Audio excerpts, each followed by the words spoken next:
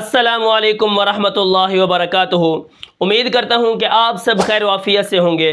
جیسا کہ آپ کو معلوم ہے کہ آج کا جو ہمارا سبق ہے وہ ہے سبق نمبر 4 تختی نمبر 11۔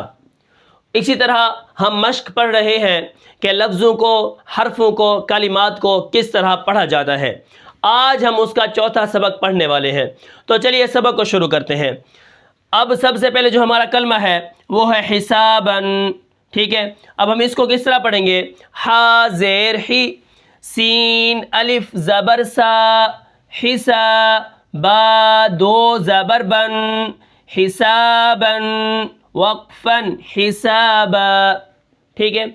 اس کے بعد جو ہمارا کلمہ ہے وہ ہے سین پیش سو، با الف زبر با، صبا، تا دو زبر تن، صباتن، وقفاً، صباتا۔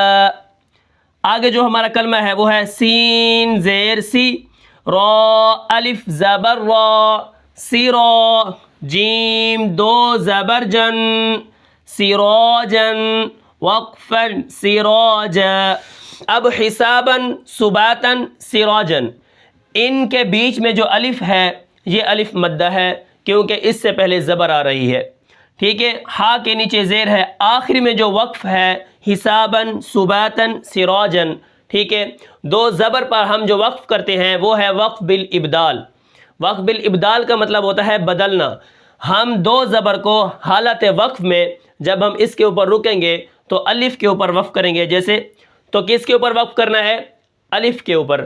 حساباً سے حساب، صباتاً سے صبات، سراجن سے سراج، افواجن سے افواج، توابن سے تواب۔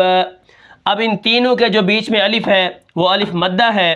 اسی طرح آخر میں جو وقف ہے یہ وقف بالابدال ہے۔ یہاں پر ہم را کو موٹا کر کے پڑھیں گے کیونکہ را کے اوپر جب زبر ہوتی ہے تو وہ را موٹی ہوتی ہے۔ اس کے بعد اس کے اندر یہاں پر سین شروع میں آ رہا ہے، یہاں سین شروع میں آ رہا ہے اور یہاں پر بیچ میں ہے، تو سین کے اندر سیٹی پائی جاتی ہے، اس سیٹی کو ہم ادا کر کے پڑھیں گے، ٹھیک ہے۔ اب یہ تین ہمارے جو ہیں یہ مکمل ہو گئے۔ اس کے بعد آگے کیا ہے؟ سین زبر سا، لام کھڑا زبر لا، سلا، میم دو پیش من، سلام، وقفاً، سلام۔ اب یہاں پر دیکھیں آخر میں دو پیش ہے، اس کو میں نے ساکن کر دیا، میم کے اوپر وقف کیا، اس کو وقف بالاسکان کہتے ہیں۔ لام کھڑا زبر لا، یہ بھی الف مدہ کے قائم مقام پر ہے، ہم اس کو ایک الف کے برابر کھینچ کر پڑھیں گے اور سین کی سیٹی کو بھی ہم ادا کریں گے۔ آگے کیا ہے؟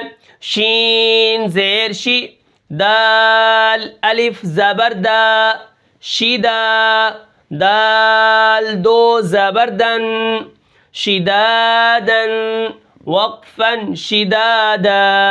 آخر میں جو وقف ہے وہ ہے وقف بالابدال، یعنی ہم اس کو دو زبر کو الف سے بدل دیں گے۔ بیچ میں جو الف ہے یہ الف مدہ ہے اور شین کی کیا ہے؟ شین کے اندر ایک صفت پائی جاتی ہے جس کو تفشی کہتے ہیں۔ شین جب ہم پڑھتے ہیں تو منہ کے اندر آواز پھیل جاتی ہے، والشمسی، والشمسی، ٹھیک ہے۔ اسی طرح جہاں بھی شین آئے گی تو ہم کیا کریں گے؟ اس کی آواز کو پھیلا دیں گے، منہ کے اندر آواز پھیل جاتی ہے جیسے ہم شین کو ادا کرتے ہیں۔ اس کے بعد شدادن سے شدادا، ٹھیک ہے۔ اس کے بعد آگے کیا ہے ہمارا؟ شین زبر شا، را الف زبر را، شرا، با دو زبر بن، شرابن، وقفاً، شرابا۔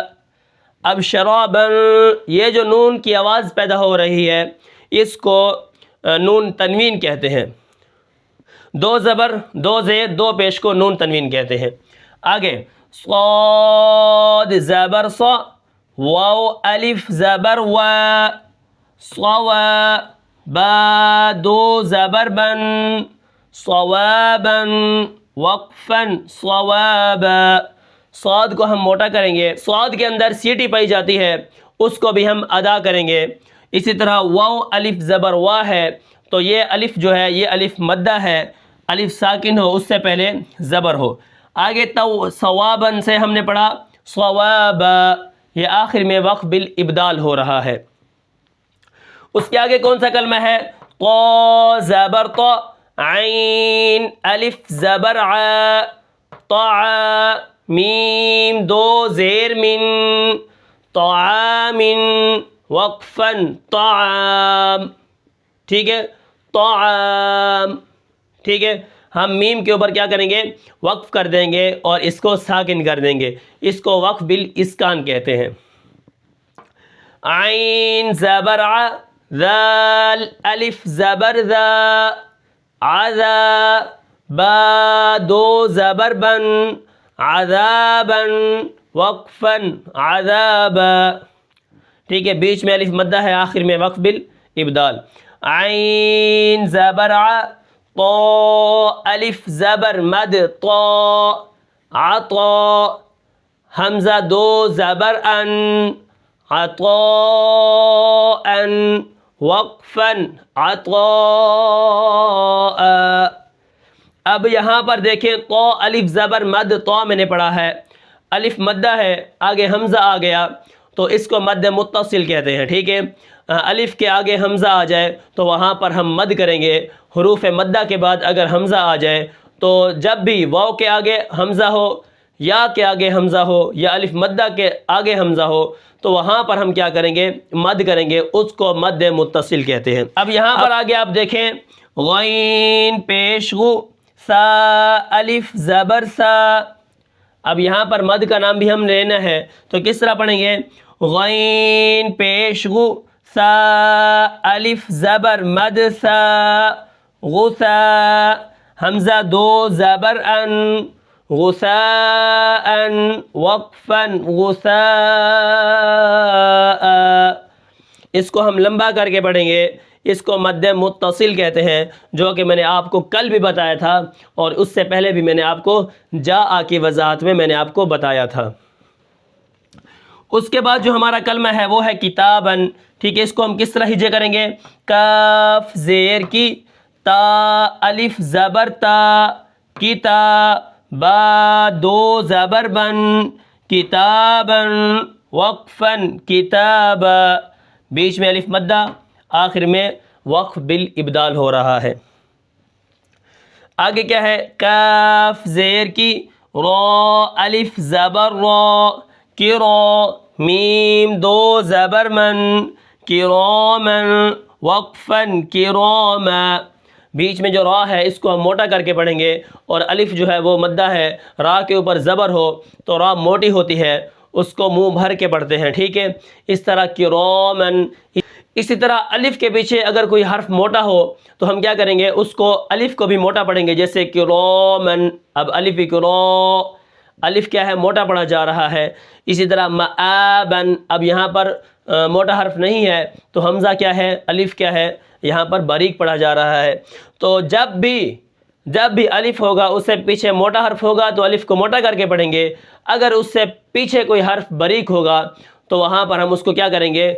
باریک کر کے پڑھیں گے۔ جیسے آپ دیکھیں غصا، الف یہاں پر کیا ہے؟ باریک ہے، ادھر عطا الف یہاں پر موٹا ہے، ٹھیک ہے۔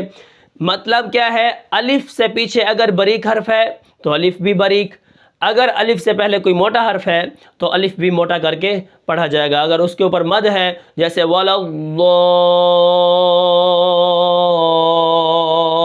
الضَّالِّينَ تو یہاں پر الف بھی کیا ہے؟ مد بھی ہے، کیا ہے؟ موٹی پڑھی جا رہی ہے۔ اچھا، اس کے بعد آگے جو ہے لباسن، کیا ہے؟ آگے لام زیر لی، با الف زبر با، لبا سین دو زبر سن، لباسن وقفا لباسا۔ اس کے بعد آگے لام زیر لی، سین الف زبر سا، لسا نون دو زبر نن، لسانن وقفا لسانا۔